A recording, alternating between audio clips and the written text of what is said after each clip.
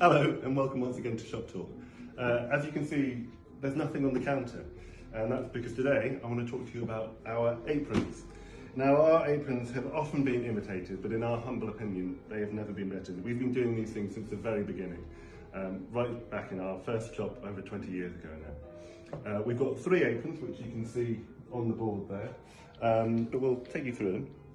The one that I'm wearing here is the pocket apron.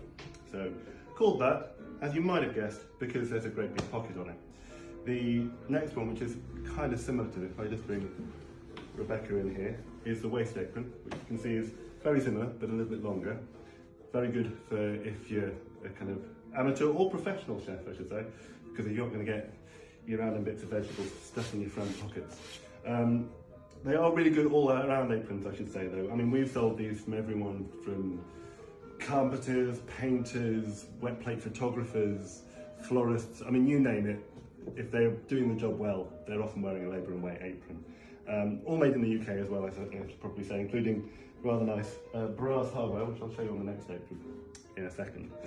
The third apron, probably the most iconic of our aprons, is the bib apron, which I will just show you how to put on an apron, which seems like a bit of an odd thing to say, but you'd be surprised how often people get it wrong, particularly with the bib, because a bib apron shouldn't hang on your neck, because if it does, it will hurt over time.